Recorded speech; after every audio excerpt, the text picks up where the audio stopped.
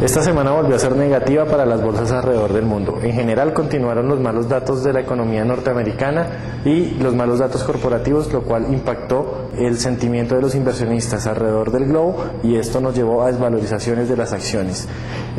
Las ventas al por menor registraron un decrecimiento y esto constituyó el séptimo mes consecutivo de caída en las ventas en Estados Unidos, con un componente adicional, y es que el dato conocido fue el correspondiente al mes de diciembre del 2008, mes que por definición tiene que ser bastante bueno, puesto que hay una temporada navideña y una temporada de vacaciones que impulsa las ventas alrededor del consumo básico. Sin embargo, esto no fue así, mostramos un decrecimiento, las acciones se golpearon en Estados Unidos, golpeando también acciones en Europa, acciones en Asia y acciones en países emergentes. Aunque algunos resultados corporativos fueron mejor a lo inicialmente previstos y a pesar de que el Congreso de Estados Unidos, en particular el Senado, aprobó la segunda parte del programa TARP para dar ayuda a las entidades financieras, esto no fue suficiente para contrarrestar lo experimentado en los primeros días de la semana y por eso se mostró la desvalorización que ya hemos citado en los índices accionarios. Lo del Senado es bien importante puesto que durante los primeros 2 o 3 días de la semana se especuló con la posibilidad de que objetara en algo esta segunda parte del plan de rescate financiero, teniendo en cuenta que no es muy claro lo que los bancos en particular hicieron con los primeros 350 billones de dólares que había desembolsado el gobierno norteamericano.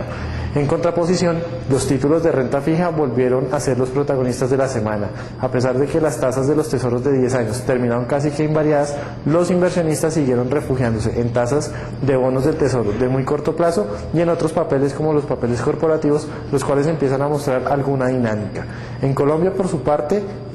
los títulos TES del gobierno nacional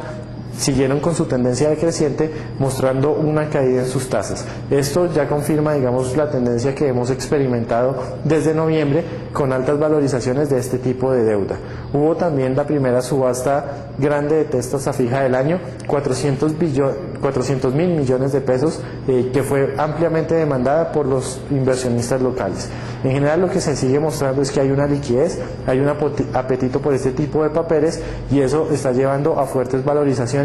en estos activos durante los primeros días del año.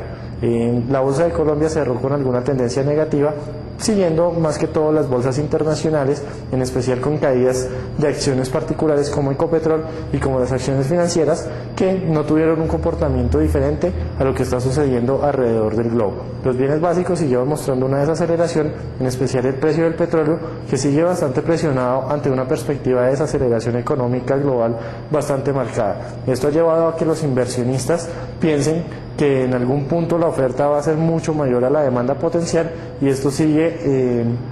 incrementando